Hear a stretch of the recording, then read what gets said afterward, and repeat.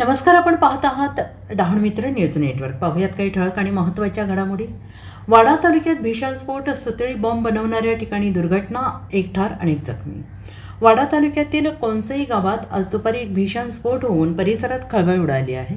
जुन्या फार्म हाऊसमध्ये पत्र्याचे शेड उभारून सुरू असलेल्या सुतळी बॉम्ब बनवणाऱ्या ठिकाणी आज दुपारी 12 वाजण्याच्या सुमारास अचानक स्फोट झाला आणि या दुर्घटनेत एका कामगाराचा जागीच मृत्यू झाला असून 4 ते 5 कामगार गंभीर जखमी झाल्याची प्राथमिक माहिती समोर येते.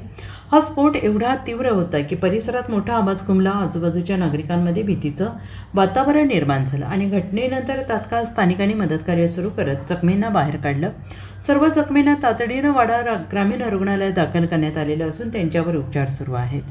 काहींची प्रकृती चिंताजनक असल्याचे डॉक्टरांनी म्हटलेलं आहे आणि घटनेची माहिती मिळताच अग्निशमन दल, तहसीलदार, मुख्य अधिकारी तसेच पोलीस प्रशासनाने तात्काळ घटनास्थळी धाव घेतली. अग्निशमन दलाने परिस्थिती नियंत्रणात आणत पुढील धोका टाळण्यासाठी खबरदारी घेतली. पोलिसांनी परिसर ताब्यात घेत तपास सुरू केला असून स्फोटाचे नेमके कारण शोधण्याचं काम सुरू आहे.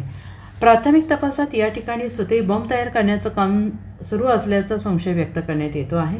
संबंधित यंत्रणांकडून परवानग्यांची पडताळणी तसेच सुरक्षेच्या नियमांचे पालन झाले होते का याची सखोल चौकशी सुरू आहे. या घटनेमुळे कोणसई गावासह संपूर्ण वाडा तालुक्यात भीतीचं वातावरण पसरलेलं असून नागरिकांकडून दोषींवर कठोर कारवाईची मागणी करण्यात येते आहे.